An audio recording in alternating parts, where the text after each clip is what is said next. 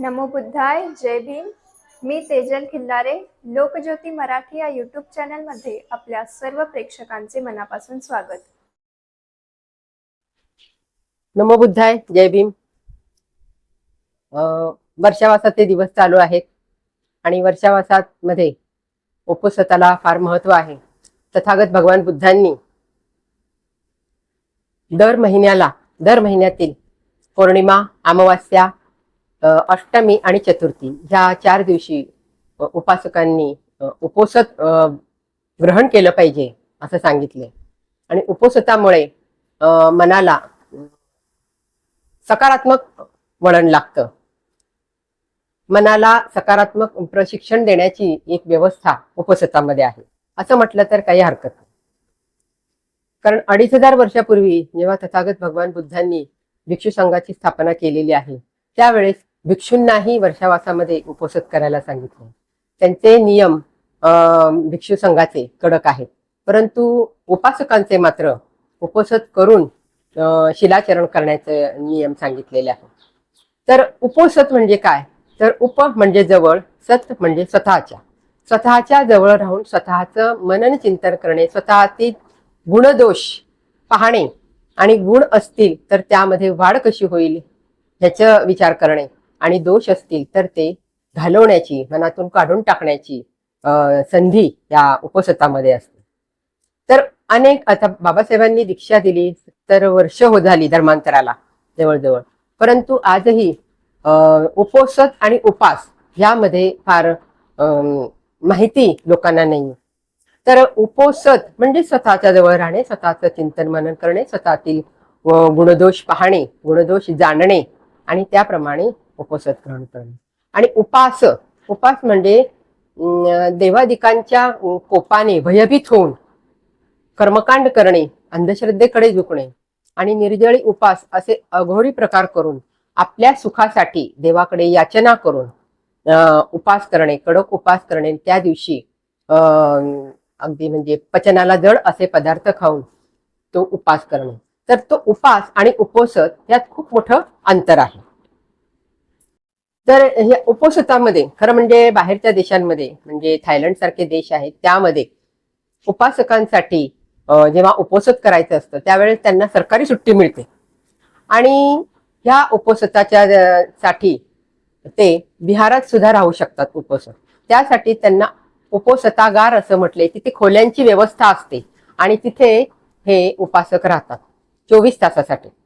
आणि ह्या वेळेस ते भंतेंचं अनुसरण किंवा अनुकरण पाहतात की भंते भिक्षू, बौद्ध भिक्षू कसे ध्यान करतात, संक्रमण कसे करतात किंवा भोजन कसे करतात आणि ध्यान धारणा कशी करतात त्याचं अनुकरण किंवा अनुसरण करतात, अभ्यास करतात, मौन धारण करतात.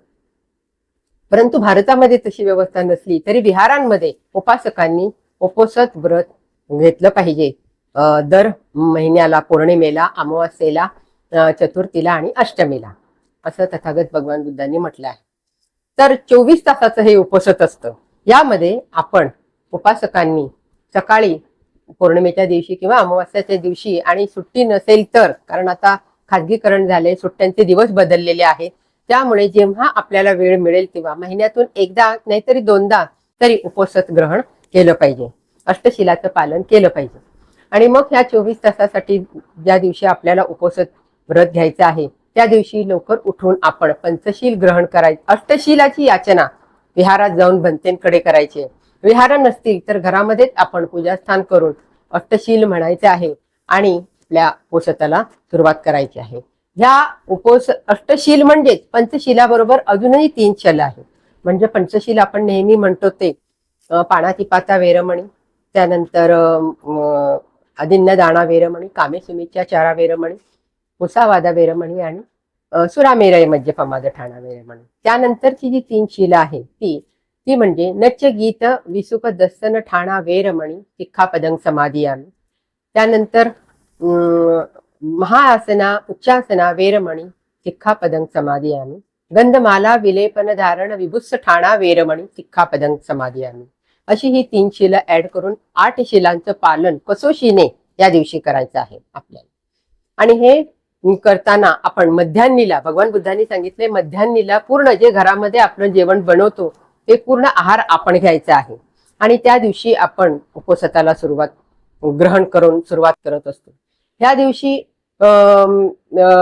ध्यान साधना, आनापानसती ध्यान साधना, मैत्री भावनेचं ध्यान साधना आणि वाचन आणि मौन बाळगण्याची जास्त आपण काळजी घेतली पाहिजे. कारण त्यामध्ये सतत आपल्या मनामध्ये येणारे जे विचार आहेत, म्हणजे लोभाचे, मोहाचे, अज्ञानाचे, अहंकाराचे, हे जे विकार आहेत हे घालवण्याचा प्रयत्न आपण त्या दिवशी करायचा आहे. म्हणजे चित्तमळ धुवून टाकण्यासाठी, मनाला नैसर्गिक उत्तेजन मिळण्यासाठी उपवासाची अत्यंत गरज असते. आणि हे उपवास करत असताना आपलं आपोआपच आपण ज्या दशपारमिता आहे त्यांचंही आपण पालन, आपोआप एक सुवर्ण संधी आहे ते पालन करण्याची. म्हणजे दशपारमितामध्ये जर समजा शील महत्वाचं आहे, शील पालन महत्वाचं आहे. पहिली पारमिता जर घेतली तर शील, अर्थातच आपण अष्टशील म्हटलेलं आहे. ह्या अष्टशिलामध्ये प्रत्येक शील न सुटण्याची काळजी घेणे, 24 तासासाठी न सुटण्याची काळजी घेणे, कुठलंही शील आपल्यासाठी सुटू नये म्हणून काळजीपूर्वक राहणे आणि त्याचं पालन करणे हे आपण होतं. कारण आचार्य अशोक घोषांनी म्हटले, शीले पतिष्ठाय नरोस पंयो, म्हणजे शीलामुळे, शीलाचरणामुळे माणूस प्रतिष्ठित होत असतो असं म्हटलेलं आहे. आणि शीलाचरण हे धम्माचरणाचं महत्वाचं अधिष्ठान आहे.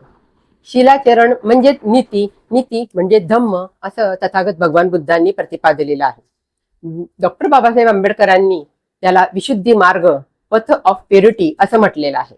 म्हणून शीलाला अतिशय महत्व आहे आणि त्या दिवशी आपलं त्यामध्ये पालन होतं. दुसरी पारमिता दान आहे, त्याचंही सुद्धा आपलं आचरण ते पूर्णत्वाकडे आपण जात असतो. ज्यावेळेस आपण उपवासासाठी शिबिरामध्ये, विहारामध्ये बसलेलो असतो त्यावेळेस भंतेगणांना आपण दान देत असतो. पण आपला जो वेळ आहे तो जास्तीत जास्त आपल्या आयुष्यातला वेळ तो धम्माचरणासाठी आपण व्यतीत करत असतो. पुण्यकर्म एक आपण त्या दानातून करत असतो आणि म्हणून दान ही पारमिता सुद्धा त्यामध्ये आपली पूर्ण होत असते. त्यानंतर नैष्कर्म्य, नैष्कर्म्य म्हणजे ऐहिक सुखाचा त्याग. आता उपवास ग्रहण करताना आपण ऐहिक सुख म्हणजे आपण म्हटलं की नाही 6वं 7वं शील, गंधमाला विलेपन विभुत्स ठाणा वेरपणी सिक्खा पदंपणा समाधियान, म्हणजे आपण जे रोज साज शृंगार जे करत असतो, विविध आभूषण, उंची वस्त्र, वस्त्रालंकार, त्याचा आपण त्याग करायचा असतो त्या दिवशी. आणि शिवाय उच्चासना, महायासना, वेरमणी, उच्च आसनांवर, गाद्या गिरद्यांवर, लोड तक्क्या ह्यामध्ये शरीराला सुखासीन असतील अशा ठिकाणी न बसता आपण जमिनीवर चटई किंवा सतरंजी अंथरून तिथे बसत असतो. उपोषण ह्याला उपोषण म्हणतात, म्हणजे ते 8वं शील आहे. म्हणजे ऐहिक सुखाचा त्याग आपोआप ह्या शिलाचरणातून किंवा उपवासातून आपल्याला होत असतो. त्यानंतर वीर्य, अर्थात जे काही आपण कर्म करत असतो त्या दिवशी त्याचा सम्यक प्रयत्न करणे, जे आपण कार्य हाती घेतलेलं आहे ते करण्याचा सम्यक प्रयत्न आपला असतो. त्यानंतर शांती, अर्थातच आपण मौन बाळगत असतो आणि मौनामध्ये खूप मोठी शक्ती असते. हे मौन नुसतं बाळगत नसून जेव्हा आपण आनापानसती ध्यान करतो त्यावेळेस चंचल मनाला आपण एकाग्र करून आपल्या मनातील ज्या विकार आहे त्या सतत निघून जाण्यासाठी आपण प्रयत्न करत असतो. म्हणजेच काय, ध्यान करत असताना श्वासावाटे येणारा श्वास आणि जाणारा श्वास ह्याला जाणणं, ह्याला आनापानसती म्हणतात. म्हणजे सावधानतेत समतोलपणा आणि समतोलपणामध्ये सावधानता आपण ह्यामध्ये बाळगत असतो. त्यानंतर मैत्री भावना आपण करत असतो या उपवासामध्ये, त्यामुळे ही पारमिता आपली पूर्ण होत असते. वीर्य, अर्थातच सम्यक प्रयत्न करत असतो. शांती, आपण शांत असतो त्या दिवशी. कुठलाही आपण नच्च गीत विसुक दसन ठाणा वेरमणी, म्हणजे नाच गाणी किंवा सिनेमा किंवा कुठल्याही मनोरंजनाचं जे साधन आहे ते आपण वापरत नसतो त्या दिवशी उपवास करत असताना. आणि म्हणून शांती ही जी पारमिता आहे ही याचंही पालन आपल्याकडून होत असतं या पारमितेचं. त्यानंतर आहे करुणा. आता मैत्री भावनेचं ध्यान करत असताना अहम अवेरो होमी अव्यापय्या होमी अनिगो होमी सुखी अत्तान परिहरंतो अहम वियमहयम आचर्यो पंजाया म्हणजे ती सत्ता वेरी सत्ता हित चित्त, ह्या सगळ्यांकडून आपण मैत्री भावना करत असतो. म्हणजे आपण माणूस असण्याची जाणीव आपण इतरांची बंधुभावात जाणतो आपण मैत्रीभावनेतून, आणि मैत्रीभावनेच्या ध्यानातूनच आपली करुणा आपल्या मनामध्ये उत्पन्न होते, जेणेकरून सर्व प्राणी मात्रांशी विषयी आपण करुणा मनामध्ये आपल्या तयार होत असते, आणि म्हणून करुणा ही सुद्धा पारमितेचं पालन आपल्याकडून होत असतं. त्यानंतर मैत्री आहे, आणि मैत्री अर्थात तथागत भगवान बुद्धांनी सर्वांची मंगल मैत्री करायला सांगितली आहे. म्हणजे 2 पाण्याचे प्राणी आपण माणूस, किंवा 4 पाण्याचे प्राणी किंवा पशु पक्षी वगैरे, ह्या सर्वांशी मंगल मैत्री भगवान बुद्धांनी साधली आहे. भगवान बुद्धांचा मंगल मैत्रीचा एक किस्सा आहे त्यांच्या बालपणीचा. जेव्हा राजहंसला देवदत्त बाण मारतो त्यावेळेस तो भगवान सिद्धार्थ गौतम त्याला वाचवतो, त्याचं जखम पुसतो, बरी पाण्याने स्वच्छ धुतो आणि त्याला आपल्या कपड्याच्या ओबेखाली ठेवतो, आणि तो शांत झाल्यानंतर, भयभीत झालेला प्राणी आहे तो शांत झाल्यानंतर त्याला तो सोडून देतो. म्हणजे या प्राणी मात्रावर, पशु पक्ष्यांवर मैत्री करावी असं ह्यातून आपण निष्पन्न होतं. म्हणजे मैत्री ही सुद्धा पारमिता आपल्याकडून पूर्ण होते. अधिष्ठान अर्थातच शिलाचरण हे अधिष्ठान आपण म्हणले त्या दिवशी मनाला योग्य वळण लावणे, मनाला सकारात्मक वळण लावण्याचं प्रशिक्षण ह्या दिवशी, उपसताच्या दिवशी आपण घेत असतो, आणि म्हणून अधिष्ठानाला सुद्धा अतिशय महत्व आहे. त्यानंतर उपेक्षा अर्थातच मनाची न्यूट्रल अवस्था, म्हणजे कुणी बोला, कुणी राग करा, कुणी नका बोला, कुणी राग करू नका, ह्याविषयी काहीही गोष्टी मनात न आणता मनाची न्यूट्रल अवस्था आपली असते. फक्त आणि फक्त आपल्यामध्ये चित्तमळ कसा धुवून टाकला जाईल, कसा दूर होईल, आणि ही जी सवय असते, हा जो सवयीचा परिणाम असतो, प्रत्येक उपोसताला आपण प्रत्येक शील ग्रहण करून त्याचा पुण्यकर्म आपण साधत असतो आपल्या मनामध्ये, आणि म्हणून उपोसताच्या दिवशी ह्या शीलाचं पारमित्याचं सुद्धा आपण पालन करत असतो, आणि म्हणून ह्या उपोसताला अतिशय बौद्ध धम्मामध्ये महत्व आहे. डॉक्टर बाबासाहेब आंबेडकरांनी काय म्हटलेलं आहे की सारा भारत बौद्धमय करील, म्हणजे फक्त बौद्ध समाजालाच नव्हे तर सगळ्या जाती धर्मातील सर्व समाजातील लोकांसाठी हे उपोसत अतिशय उपयोगी आहे. ह्यामध्ये अंधश्रद्धेला अजिबात थारा नाही, कर्मकांडाला थारा नाही, साक्षात्कार किंवा चमत्कार ह्यालाही अजिबात थारा नाही. आपल्याला माहित आहे की भगवान बुद्धांनी 2500 वर्षापूर्वी हे उपोसत करायला सांगितले, परंतु जो ग्रीक जो हा होता एक तत्वज्ञानी अरिस्टॉटल, त्याने सुद्धा असं म्हटलेलं आहे की जर आपण प्रामाणिक कर्म करत असतो तर आपण प्रामाणिक बनतो, आणि शौर्य कर्म करत असतो तर शूर बनतो, किंवा साधं कर्म करत असतो तर आपण शील बनत असतो, होय की नाही. मग हे शिलाचरण तथागत भगवान बुद्धांनी म्हटलेलं आहे, आणि शिलाचरणाचा पाया म्हणजे अधिष्ठान तथागत भगवान बुद्धांनी या बौद्ध धम्मामध्ये सांगितले आहे. म्हणजे माणसानं माणसाशी माणसासारखं माणुसकीने राहणं, आणि त्याचा सराव आपल्याला ह्या उपोसतामधून होत असतो, जेणेकरून जो माणूस प्रतिष्ठित असतो त्या उपोसतांमधूनच होत असतो. तर आजचं जे उपोसत आहे अर्थातच श्रावण पौर्णिमेचं उपोसत आहे, आणि श्रावण पौर्णिमेला आपल्याला माहित आहे की तथागत भगवान बुद्धांनी त्या काळामध्ये अंगुलीमालाला धम्मदीक्षा दिलेली आहे, आणि अंगुलीमाल हा तथागत दरोडेखोर होता, हत्यारा होता, पण तरीही त्याच्यामध्ये त्यांनी बदल घडवून आणलेला आहे. एकच वाक्य त्याला म्हणालेले आहेत भगवान बुद्ध की तुझ्यातलं साधुत्व अजून संपलेलं नाही, आणि असं म्हटल्याबरोबर त्याच्या हातातली तलवार गळून पडलेली आहे, आणि साधं उदाहरण त्यांनी दिलं की तू झाडाची पानं काही तोडून आण. तोडून आणल्यानंतर त्याला जोडायला सांगितली, आणि जोडायला सांगितल्यानंतर त्याच्या मनामध्ये प्रकाश पडला की एकदा तुटलेलं आहे ते परत जोडता येत नाही, आणि म्हणून स्वतः भगवान बुद्ध त्याला चिवर आणि भिक्षापात्र घेऊन त्याच्या मागावर गेलेले असतात, आणि हे बोलल्यानंतर त्याला एही भिक्कवे म्हणतात, आणि त्याला भिक्षूचा वेश धारण करायला सांगतात. आणि जेव्हा प्रसेनजित राजा भगवान बुद्धांकडे येतो आणि म्हणतो की एक मोठा हत्यारा आणि लुटारा इथे कौशल नगरीमध्ये लोकांना त्रास देत आहे, लोकांना मारत आहे, तर त्यावेळेस तथागत भगवान बुद्ध म्हणाले की जर तो इथे भिक्षापात्र घेऊन आणि चिवर धारण करून बसलेला आहे असं तुम्हाला म्हटलं तर त्यावेळेस ते म्हणतात असं कसं शक्य आहे, तो मोठा लुटेरा आहे, मग तो पहा माझ्याजवळ तो बसलेला आहे. हे पाहून प्रसेनजित राजा आणि दरबारातील सगळे लोक थक्क होतात की एवढा लुटेरा आणि एवढा हिंसा करणारा मनुष्य कसा काय बौद्ध भिक्षू बनू शकतो, शांततेच्या मार्गाला कसा जाऊ शकतो. आणि त्यावेळेस तथागत भगवान बुद्धांनी त्याला जेव्हा भिक्षा घेण्यासाठी पाठवलेला आहे पिंडपातासाठी, त्यावेळेस लोकांनी त्याला दगडांनी सोट्यांनी मारलेला आहे, रक्तबंबाळ केलेला आहे. आणि तो परत येऊन तथागत भगवानांना म्हणतो, बुद्धांना म्हणतो की मी चिवर धारण केले, मी आता बौद्ध भिक्षू झाले, तरी मला हा त्रास होतोय. त्यावेळेस भगवान बुद्ध म्हणतात हे तू केलेल्या कर्माची फळं, ते तुला फळ भोगल्याशिवाय तुला प्रायश्चित्त प्राप्त होणार नाही.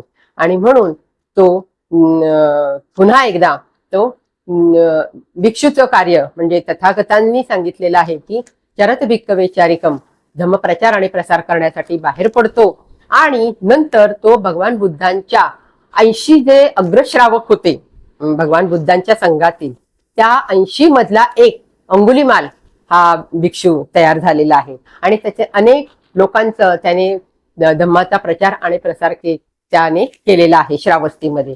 तर अशी ही ताकद ह्या धम्मामध्ये आहे. आणि म्हणून आज श्रावण पौर्णिमेला अतिशय महत्व आहे. पहिली धम्मसंगिनी सुद्धा या श्रावण पौर्णिमेला घडलेली आहे.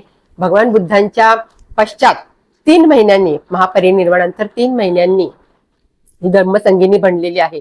भगवान बुद्धांच्या काळात भगवान बुद्धांनी म्हटलेली सुत्त वचन त्या काळातील अरहंत झालेले भिक्षू 500 भिक्षू यांनी जशीच्या तशी कंठस्थ केलेली होती. आणि याचं संगायन करून ते त्रिपिटकाच्या रूपामध्ये ह्याचं संगायन केलेलं आहे. त्याला प्रथम धम्मसंगिनी असं म्हटलेलं आहे. आणि राजा अजातशत्रूने त्याचा सगळा संपूर्ण खर्च ह्याने तो घेतलेला आहे स्वतःवर. आणि ही संगिनी ही वैभार पर्वताच्या सप्तपर्णी गुंफामध्ये झालेली होती. भंते आनंद, भंते उपाली आणि भंते महाकाश्यप ह्यासाठी यांनी खूप प्रयत्न केलेले आहेत. भंते आनंद उपाली यांनी वचन घेतलेली आहेत, सुत्ताचं संगायन केलेलं आहे आणि विनयाचं संगायन केलेलं आहे. भंते आनंद यांनी वचनांचं संगायन केलेलं आहे. तर अशा प्रकारे पहिली धम्मसंगिनी सुद्धा श्रावण पौर्णिमेला झालेली आहे. म्हणून तथागत भगवान बुद्धांच्या धम्मामध्ये श्रावण पौर्णिमेला अतिशय महत्व आहे. आणि म्हणून प्रत्येक पौर्णिमेला उपोषतही उपासकांनी ग्रहण केलेलं आहे, मगाशी उपोषताची माहिती सांगितल्याप्रमाणे. तर श्रावण पौर्णिमेच्या आपणा सर्वांना खूप खूप साऱ्या शुभेच्छा. इतर धर्मियांमध्ये हा सण राखी पौर्णिमा म्हणून साजरा केला जातो. एक बहीण भावांचं नातं यामध्ये दृढ करण्याचा हा प्रयत्न आहे असं वाटतं. बहीण भावांचं नातं हे दृढ करावं, पण त्यामध्ये कसल्या अपेक्षा नसावी, व्यवहार नसावा. कुठल्याही पैशांचा किंवा वस्तू विनिमय जो असतो की मी ह्या राखी पौर्णिमेला ही चांदीची राखी दिली किंवा सोन्याची राखी दिली, ते रूप न करता बहीण भावंडांनी एकोप्याने राहणं आणि संकटकाळी एकमेकांना मदत करणं हा याचा अर्थ फक्त असू शकतो. ते सुत्त बहीण भावाच्या हातामध्ये बांधते. आणि आज तर स्त्री आपल्याला माहिती आहे संविधानाच्या मार्गाने स्त्री सशक्त झालेली आहे. ती नोकरी करू लागली, हे शिकू लागलेली आहे. त्यामुळे ती सुद्धा अनेक स्त्रिया आज आपल्याला दिसतील, मुली दिसतील की त्या आपल्या कुटुंबाचा सुद्धा, आई वडिलांचा सुद्धा चांगल्या प्रकारे, आपल्या भावंडांचा सुद्धा चांगल्या प्रकारे सांभाळ करू शकते. असो, पण हाही एक सण साजरा केला जातो. तर आजच्या दिवशी आपल्या सर्वांना श्रावण पौर्णिमेच्या खूप खूप शुभेच्छा आणि उपोषताच्या ही तुम्हाला शुभेच्छा देते आणि इथेच थांबते. जय भीम, जय भारत, जय संविधान. धन्यवाद. आमचे असेच नवनवीन व्हिडिओज पाहण्यासाठी लोकज्योती मराठी या यूट्यूब चॅनलला सबस्क्राईब करायला विसरू नका.